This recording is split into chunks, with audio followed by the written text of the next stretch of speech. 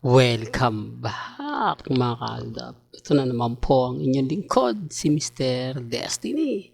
At magbibigay tayo ng pinakamainit na update po ngayon sa social media. Pero itong video na to, throwback lang po yan. Inuunahan ko na po kayo sa mga magre-react. Si Mr. Throwback daw si Mr. Destiny. Pero hindi po ba masarap balik-balikan sa YouTube itong mga ganitong video? Hindi po ba masarap panoorin at muling silayan yung mga bagay-bagay na kumbaga walang halong panlilinlang, walang halong edited? Hindi po ba mas magandang panoorin lagi? Kaya ako nga po ito pinapanood para po sa mga nai-stress sa mga issue, para po sa mga naiinis dahil nga po sa mga bali-balita po ngayon na kung saan, kung ano-ano nga po talaga ang mga kumakalat.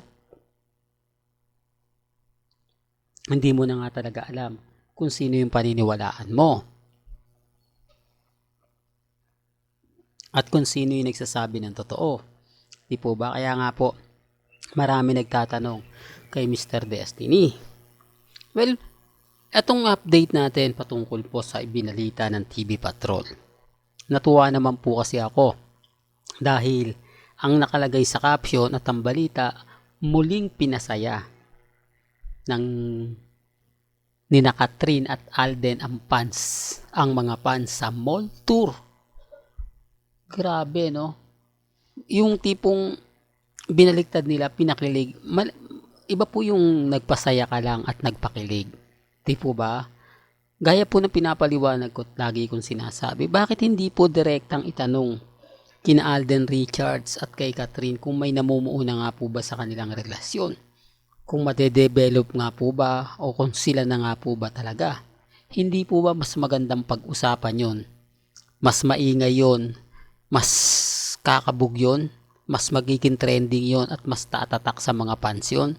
Hindi po ba lahat ng mga fans ni Catherine at mga fans ni Alden Richards talagang magjo-join force kung sila nga po talaga ang may relasyon? Di ba? Kahit papaano napapaisip po kayo. Hindi ko man po makuha yung simpatya ninyo. Hindi ko naman po makuha yung paniniwala po ninyo. Pero dito po sa kumbaga maiksing mensahe natin, mapapaisip naman po kayo. Hindi po ba? Dahil kumbaga yung promotion nga po nila kakaiba. Kasi ang 5 breakups in a romance, hindi po ito pumunta ng Mindanao. Hindi po ba? Dito lang po yan sa part ng kumbaga Luzon. Hindi siya, lumayo man siya pero hindi sila pumunta ng Mindanao. Pero ito, Alden Richards and Catherine pupunta sa Mindanao para nga lang po sa promotion ng Hello Love Again. Ganyan po katindi. Di po ba? Kaya napakahaba pa po ng pagsasama nito ni Catherine at ni Alden Richards. Kasi tuloy-tuloy yan mall tour para sa pelikula, para magganito ganyan. Alam nyo naman po mga kaaldab na napakarami talaga ang gustong makita si Alden Richards at si Catherine. Hindi naman po lahat yun manonood Hindi naman po lahat yun kumbaga panonoorin. Siyempre gusto lang po sila makita, gusto lang masilayan yung kagwapuhan ni Alden Richards at yung kaseksihan ni Catherine Bernardo, di po ba? Pero bago natin ituloy itong topic na to, kung bago ka lang sa channel na to at isa kang true-blooded Aldab Nation na nagmamahal kina Mengay at Isoy, tama po ang channel na pinuntahan mo. Kaya consider na po kitang bagong subscriber. At huwag mo kalimutang i-share ang mga video po natin sa mga mami, sa mga titas, at sa mga senyor. Ulitin ko lang po, yung mga taong gustong makita ang kaseksihan ni Catherine dahil nga po nag-trending ito sa Thunderbolts o sa Century Tuna, di po ba halos talagang ano ba, sexy ba talaga si Catherine? Tapos si Alden Richards naman napakagwapo, di po ba? Hindi lang napaka, super gwapo.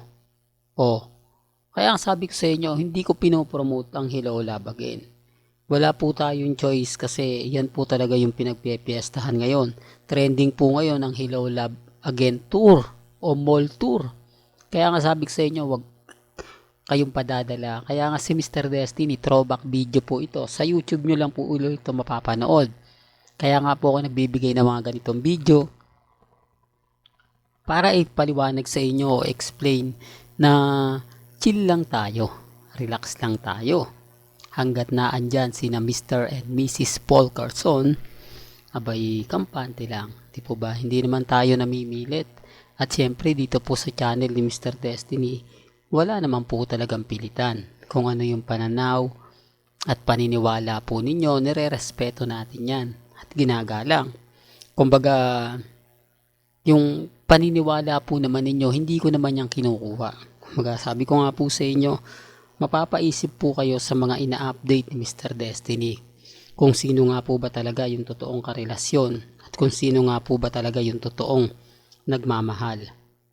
Bagamat maraming issue, maraming mga komento na kumbaga, move on na kayo Mr. Destiny, tapos na yung boxing, talo na kayo. Wala pong problema. Hindi po ako namimilit at never naman po tayong magpapaasa. Di po ba ang importante po sa akin makapaghatid ako sa inyo ng mga bali-balita about po kina Richard Paul Carson at Maine Paul Carson at never po tayong babaliktad. Huwag po kayong kumbaga mag-isip na nako baka si Mr. Destiny bayaran yan, bigyan ng malaking ano yan para lang maging cut din. Di po.